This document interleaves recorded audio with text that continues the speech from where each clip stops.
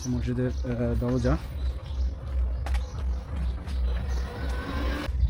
এটা হচ্ছে ওখানে, এবং ঠিক ঠিক এর পাশেই হচ্ছে মন্দিরটি আপনাদেরকে দেখাচ্ছি। এটি কিন্তু অনেক পুরাতন এবং এটার বয়স যতটুকু শুনেছি আনুমানিক প্রায় 150 বছর। দর্শকবৃন্দ, আসসালামু আলাইকুম। রঞ্জিত শাহের মিষ্টির দোকানের নাম তো অনেকেরই জানা আছে, ভুলে যাননি আশা করি। তো সেই রঞ্জিত শাহের মিষ্টির দোকানে এসে একটি আশ্চর্যজনক জিনিস দেখলাম। সেটা হচ্ছে যে আসলে আশ্চর্যজনক না, একটা ভালো লাগা বা একটা থেকে একটা জিনিস দেখলাম। সেটা হচ্ছে যে মন্দির, একটা আমাদের এখানে মসজিদ এবং মন্দির পাশাপাশি। তো আমি আপনাদের কাছে সেই জিনিসটাও একটু দেখাইতে চাই। মাঝখানে দেখেন, এটা হচ্ছে মসজিদ, এটা হচ্ছে মসজিদের দরজা,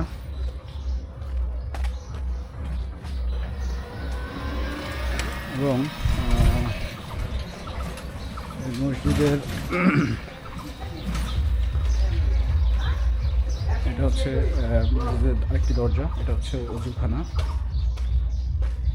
এটা হচ্ছে অজুখানা, এবং ঠিক ঠিক এর পাশেই হচ্ছে মন্দির। আমি যদি আপনাদেরকে একটু দেখাই, এই দেখেন,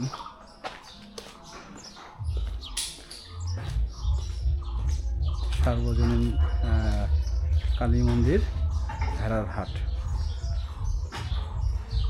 তো আসলে এটাই হওয়া উচিত যে আমরা হচ্ছে হিন্দু বলেন, মুসলিম বলেন, সবাই আমরা যেন পাশাপাশি থাকতে পারি, বা পাশাপাশি সমাজে যেন চলতে পারি, বা আমাদের চলা উচিত বলে আমি মনে করি। তবে এই যে মসজিদ এবং মন্দিরটি আপনাদেরকে দেখাচ্ছি, এটি কিন্তু অনেক পুরাতন এবং এটার বয়স যতটুকু শুনেছি আনুমানিক প্রায় 150 বছর। হ্যাঁ,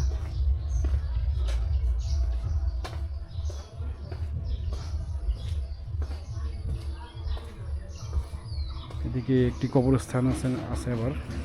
আসসালামু আলাইকুম আহলাল কুবুর। তো প্রিয় দর্শক, আসলে আমার মনে হয় আপনাদের সবারই ভালো লেগেছে বিষয়টি। ভালো লাগলে অবশ্যই লাইক করবেন, পাশে থাকবেন। আসলে এটাই হওয়া উচিত। মুসলমান বলেন, হিন্দু বলেন, আমাদের একই সমাজে যেহেতু বসবাস করছে, আমাদের সবারই পাশাপাশি থাকা উচিত, মিলেমিশে থাকা উচিত, এবং নিজেদের মধ্যে সাম্প্রদায়িক দাঙ্গা বা সাম্প্রদায়িক সব কিছু হচ্ছে বিভেদ ভুলে গিয়ে একসাথে থাকা উচিত। ধন্যবাদ প্রিয় দর্শক।